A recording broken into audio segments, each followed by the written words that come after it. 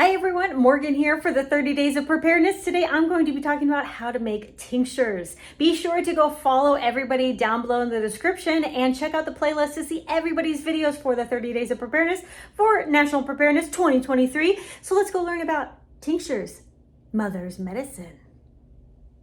Mother Nature's medicine. Okay, let's go. So this is a tincture that's already done.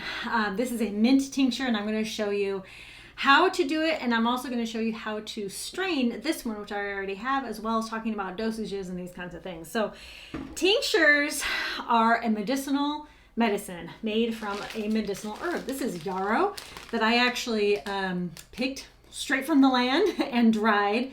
Now, a lot of people like to use either dried or fresh. There's a big debate about whether you should use fresh or dried. You can use either. This is fresh mint and it did great. I have done tinctures with dried herbs as well.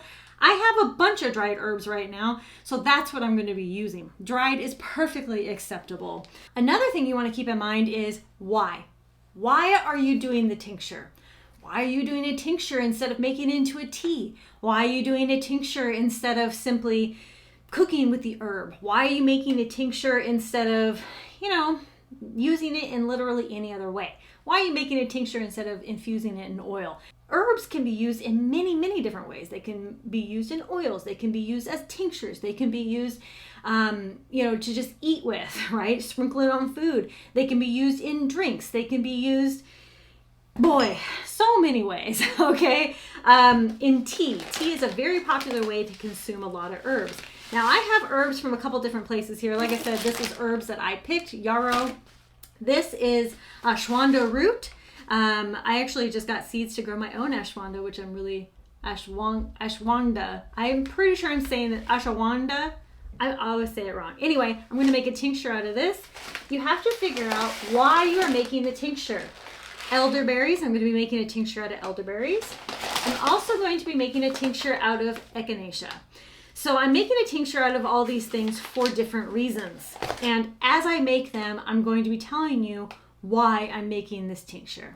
Okay, let's go. Okay, we are going to be starting with the yarrow. I love yarrow because it is such a beneficial herb and it works in so many different ways. But the way that I'm intending for a tincture purpose is to treat cold and flus. It can also lower blood pressure. It can improve circulation, induces sweating in case you ever need that, and can reduce fevers, like again, for colds and flus. So having yarrow as a tincture is a huge benefit for us. Tinctures should be using 80 proof alcohol, which is about 40%. I use vodka because it's a nice, simple alcohol. In general, the dosage for a yarrow tincture is anywhere from 1/4 to 1/2 teaspoon per dose, and that's anywhere from 15 to 30 drops. It could be used up to 3 times a day.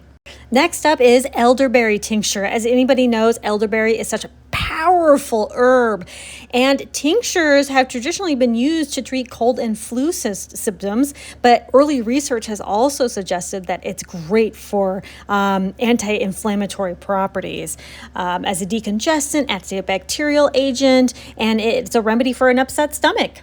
So when I talk about dosages, I want you to be aware that these are adult dosages. When we're talking about kids, you want to look up the kid-specific and age-specific dosage requirements. But for sick adults, the recommended dosage is 2 dropperfuls taken 3 times a day. If you are not sick, you can take 2 dropperfuls taken once per day, just as a preventative measure. Up next, we have ashwagandha. Pretty sure I said that right this time, mostly. Okay, the benefits of an ashwagandha herb are many, and one of the reasons I'm using it is to help relieve some stress and anxiety. It's also good for helping to relieve symptoms from menopause, brain fog, relief from fatigue, anti-inflammatory. It's antioxidant.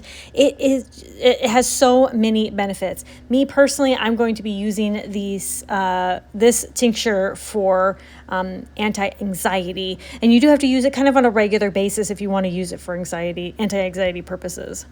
The standard dose is going to be about 1 10 milliliter dropper full of 3 times a day, and adjust based on your needs. Again, this is for an adult dose. Up next, we have echinacea, and echinacea is actually really good tincture to be mixed with other tinctures, blends like with yarrow or elderberry, things like that. You can absolutely use the tincture by itself.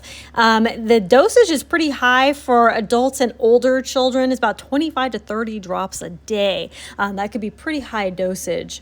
Echinacea is widely known as a way to promote a healthy immune response. People take it on a regular basis. A lot of people take it in tea form just to stay healthy. And you can take it when you are sick, or if you feel like you're getting sick, and you can cut your sickness down almost in half by taking echinacea in tea or tincture form. So I created a mint tincture because I was experiencing some headaches, and especially around my time of the month. So I wanted a natural solution for headaches instead of taking over-the-counter medications, and a mint tincture does this. What I'm doing right now is I'm straining it. I bought these little strainers online, and boy, is it worth it, I tell you what. And they're reusable. I think it's better than cheesecloth, to be quite honest with you. I'm going to have a link down below to where you guys can get it for yourself, because I love these strainers. They're so amazing, reusable, I love them. So as you can see, I'm just straining it, and it looks beautiful. Ooh, look at it. Oh, beautiful tincture, beautiful. Oh yeah, don't forget to label everything. There you have it. We just made some medicine. Thank you all so much for watching. If you have any other questions about tinctures, let me know down in the comments. Be sure to get a book and research about the herbs and how to use them before you do anything. How and why to use them, okay? I have done a ton of research on my own, but please do your own research and make sure that you're doing things that are going to be right for you and your family. Conquer tomorrow by preparing today. Talk to you later. Bye. Bye.